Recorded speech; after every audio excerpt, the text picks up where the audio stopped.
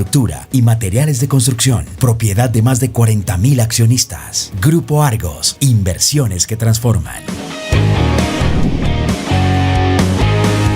Dice la gente en el chat que Emmanuel Macron quería pasar de incógnito. Oiga, de verdad ustedes hoy están sueltos en el chat. Me están haciendo reír mucho. Estoy tratando de mantener. Por favor, no digan que lo del chancletazo, que no, la mujer No, señor, por favor. Calma esta mañana, de verdad que están muy creativos en el chat. Bien, saludamos al exministro José Manuel Restrepo, experto en temas económicos, de comercio internacional, profesor, analista. Doctor José Manuel, gracias por darnos unos minutos. Muy buenos días. Muy buenos días, Luis Carlos. Qué grato estar aquí en Vélez por la mañana, bien de mañana. Gracias por estar acá. Dígame, de 1 a 10, ¿qué tan preocupado está con el decreto de limitar por parte del gobierno nacional lo que pueden hacer los fondos de pensiones en términos de su exposición global o la plata que pueden invertir afuera? A ver, yo diría que desde el punto de vista conceptual, pues en 9. Desde el punto de vista de aplicación práctica, yo lo calcularía entre 6 y 7, porque digamos que al final del camino tuvo algo de matiz, pero es que no es un buen mensaje per se. Y eso es un poco lo que podemos conversar en este espacio. Sí, ¿por qué no es un buen mensaje? No es un buen mensaje que el gobierno decida de alguna manera estatizar las decisiones de inversión de portafolio de un fondo privado de pensiones. No es positivo que este es un mensaje equivocado, entre otras, además de cara a la rentabilidad de los pensionados, de sus ahorros pensionales. No es positivo que el gobierno pretenda ficticiamente mover la tasa de cambio a través del mensaje que esto genera en los mercados. Entonces, en términos generales, no es una buena práctica. La buena práctica es que los ahorros pensionales crezcan, sean rentables, aprovechen todas las oportunidades, diversifiquen globalmente el riesgo. Ese es el óptimo de las cosas. Pero un gobierno interviniendo en eso me parece que es inadecuado.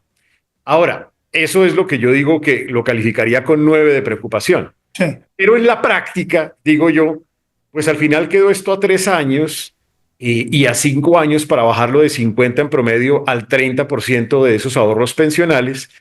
Y eso significa, y además con unos parágrafos ahí que permiten justificar por qué no se puede lograr. En la práctica, lo digo yo pragmáticamente, si llega un gobierno distinto a esta tendencia ideológica, pues lo desmonta en 1 minuto. Si yo fuera presidente, es mi primer decreto o el tercer decreto. Sí. Pero si es otro gobierno distinto, o la continuidad, llamémoslo así, de este gobierno, sí va a ser una fuente importante de financiación de títulos TES hacia adelante. Entonces, el gobierno va a utilizar esos recursos para financiar lo que difícilmente va a poder financiar a través de actores internacionales que cada vez le van a creer menos un gobierno con este escenario fiscal. A ver, doctor José Manuel, entonces lo que está pasando acá es que el gobierno encuentra una manera para traer dineros de los ahorradores colombianos que actualmente están en el exterior, recibiendo un rendimiento, para utilizarlo a su albedrío en Colombia. Pues fíjese usted que lo que dice el decreto es que va a haber un banco de proyectos en donde van a empezar a interactuar el gobierno y las AFPs. Eso no tiene ninguna presentación. Y no tiene ninguna presentación porque es que, insisto, la lógica técnica indica que los ahorros pensionales tienen que manejarse con rigor desde el punto de vista de administración de riesgo de portafolio. Y en este caso, pues no sería ese seguramente la figura. Traer 100 billones o 120 billones de pesos a un escenario donde no existen suficientes proyectos ni con las rentabilidades del caso, pues entonces, ¿dónde van a terminar esos recursos? Pues esos recursos van a terminar financiando al Estado por la vía de la emisión de títulos TES, porque es que no existen más alternativas. Si existieran otras alternativas, yo estaría de acuerdo. Claro. Pero al final de bulto, y por eso yo digo la calificación al final termina siendo 9, es porque ¿quién termina perdiendo? ¿Quién lleva del bulto en esta historia? Claro. Ahorradores pensionales, porque por todas las vías van a ganar menos. Puede ser que no necesariamente pierdan, pueden perder, pero ganan menos en la medida en la cual se traen recursos de proyectos rentables a proyectos menos rentables. Se traen recursos que generan revaluación y por lo tanto se ven afectados. Y se traen recursos a invertirlos en proyectos que no tienen las mismas condiciones que tenían anteriormente. No tiene sentido. Aquí hay algo fundamental que me llama mucho más la atención y me preocupa aún más. Y es que el gobierno decida de un día para otro dónde yo, como ahorrador, puedo poner mi dinero. Porque le dicen a los fondos de pensiones, usted tiene que poner una parte de este dinero en Colombia, tiene que traer esta plata a Colombia. ¿Dónde está mi libertad de poder escoger dónde yo, como colombiano, quiero poner mi plata para mi ahorro pensional? Luis Carlos, bienvenido al Petronomics. Es que esa es la lógica que tiene el gobierno, es la lógica de la estatización en todo. La estatización de los fondos privados de pensiones, la estatización de las decisiones de inversión, la estatización del sistema de salud, la estatización de la educación, la estatización de los servicios públicos, la estatización de la energía, la estatización de absolutamente todo. Y no tiene que ir muy lejos. Simplemente lea la justificación de esa propuesta de constituyente cuando habla del modelo económico, estatización. O sea, es que ese es el camino, y ese es el camino que no hemos entendido los colombianos, que es volver al pasado. Es la necrofilia política, ese gusto por las ideas fracasadas que en el pasado nunca funcionaron, con un Estado que pretende controlarlo todo, pero que nada funciona. Esto se puede hacer por decreto. Usted decía, no se preocupen que si llega otro gobierno lo desmontaría inmediatamente, pero el poder presidencial es tan fuerte, usted que conoce todo esto, es tan fuerte como para decir, esto se hace así y punto, es un decreto.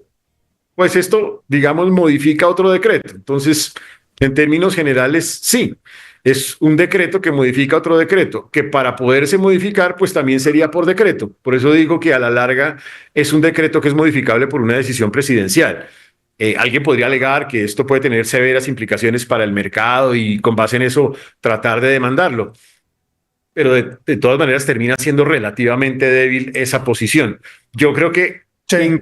afortunadamente es por decreto. Si fuera por ley, estaría en preocupación al 11 sobre 10. Usted lo pone muy bien. Aquí el único que gana es el gobierno, porque encuentra una fuente de financiación de lo que tiene que hacer, cualquier cosa de la que tenga que hacer, que no hemos visto la primera gran carretera hecha por este gobierno, a través del ahorro de los pensionados o a través de los que están cotizando para ahorros de pensión. Pero nunca habla el decreto de que esto es beneficioso para la gente. O sea, Es que es abierta y descaradamente una cosa de venga, yo cojo esto porque a mí me conviene. A usted no. Es que no lo es, no beneficia a la gente, no beneficia al ahorrador pensional. Están jugando con mis ahorros, con nuestros ahorros. Están impidiendo que los fondos privados de pensiones eventualmente tengan mayores niveles de rentabilidad. Y no sé quién, alguien decía, dejar de ganar es perder. Pues dejar de ganar para un ahorrador pensional es perder, también es perder, es una forma de perder. Eso sin perjuicio que también hagamos el otro análisis, y es, esto en el fondo puede ser hasta una moñona en todas las direcciones. Así lo dije yo en un artículo. Una moñona fiscal, porque puede motivar a muchos actores de los fondos privados de pensiones a seguir trasladándose al régimen de prima medio. Y eso le implica al Estado menos costo fiscal anual. O sea, tiene un impacto de beneficio fiscal. Podría tenerlo.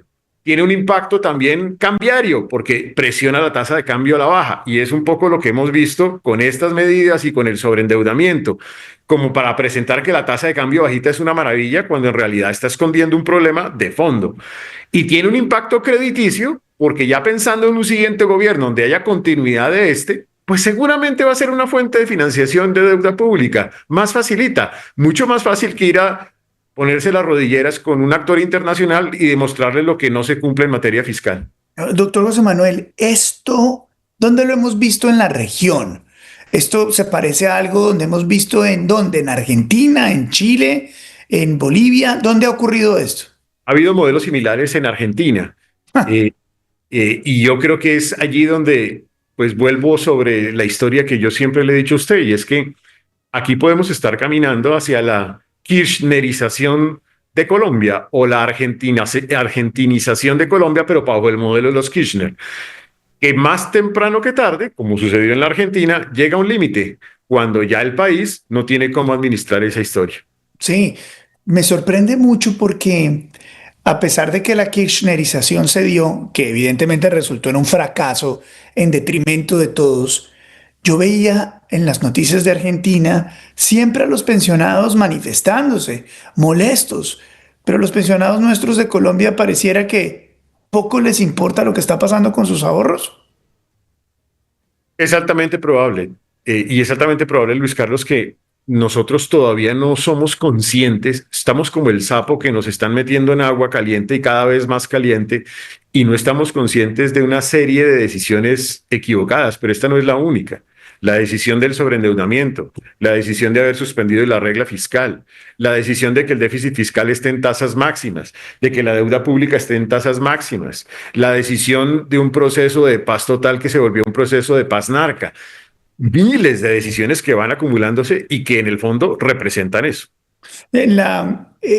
Observando un poco la dinámica de las narrativas y de la relación con los medios de comunicación, siempre me sorprendió que países como por ejemplo Perú, Brasil, Argentina, en términos mediáticos siempre fueron muy versados en lo que estaba pasando en la economía. Y los grandes escándalos mediáticos eran precisamente estas discusiones. ¿Qué está pasando con mis pensiones? ¿Qué está pasando con la deuda nacional? ¿Con la financiación? ¿Con el dólar? Pero Colombia, mientras esas discusiones eran muy abiertas y el público en general era versado, entendía el tema económico, que finalmente es uno de los temas más importantes en los países. En Colombia esa discusión siempre pasó por debajo de, el radar porque el tema de la violencia era muy importante. Entonces en Colombia los medios se volvieron muy avesados en términos jurídicos. Todos los periodistas y todos los medios de comunicación aparentan ser conocedores de tribunales de justicia alternativos, de derecho, etcétera, etcétera, y muy poco de economía. Mi pregunta es, en esta observación, ¿esto no se nota tan grave en Colombia porque no estamos acostumbrados de hablar realmente de los temas fundamentales, que es el tema de la economía en Colombia? Puede ser eso, o puede ser que estábamos acostumbrados a que más o menos la economía funcionaba. En Colombia la economía siempre ha funcionado relativamente estable. Y cuando empiezan a aparecer estas historias, la gente ya no entiende de qué está hablando. Y sí, claramente estamos en una guerra de narrativas, pero me parece que la guerra de narrativas la están ganando los influencers, quienes no conocen realmente de la dimensión de los problemas económicos y las implicaciones de largo plazo que van a tener esos problemas económicos. Porque como siempre estuvimos acostumbrados a que Colombia era en el mundo el ejemplo de la macroprudencia, el ejemplo de de la ortodoxia en el manejo fiscal, monetario, cambiario, pero cuando esto cambia, todavía no alcanzamos a dimensionar porque Claro. no sabemos las implicaciones que esto va a tener. Y gobernados por influencers, pues menos. Doctor José Manuel, el gobierno nacional, sus influencers, sus aliados políticos y sus cercanos dicen, mire, pero ¿de qué se quejan? Si económicamente el dólar está bajito, si el empleo sigue siendo fuerte en Colombia, si las empresas están ganando más que nunca, miren los aeropuertos cómo están llenos, miren el consumo. Ustedes lo que pasa es que se inventan problemas que no existen para la economía colombiana. ¿Qué respuesta se les da, doctor José Manuel? Yo lo respondería de la siguiente manera, que ellos en buena medida están ganando esta guerra de narrativas, pero sin hacerle doble clic a las cifras. Y creo que quienes tenemos que contrarrestar ese mensaje, tenemos que ser capaces de la pedagogía suficiente para hacerle doble clic a las cifras. Crecimiento hay, sin duda alguna, pero más del 50% del crecimiento depende de burocracia estatal. Empleo ha mejorado, sí, pero cerca del 80% incluye burocracia estatal y rebusque, o sea, empleo por cuenta propia. Tasa de cambio está baja, sí, pero no por las razones estructurales que deberían ser, que es alto crecimiento, baja inflación y alta inversión extranjera. Está pasando exactamente las tres cosas, pero al contrario. Entonces, la pedagogía tiene que ser suficiente, o tenemos que hacer la pedagogía suficiente para demostrar que la guerra de narrativas la están ganando, pero por una razón mentirosa, y que están construyendo pan para hoy y hambre para mañana. Si yo miro un poquito más allá, sin miopía, voy a encontrar que la realidad es que no vamos a ser capaces de hacer sostenible ni el crecimiento, ni la generación de empleo, ni el control de los precios, ni la tasa de cambio.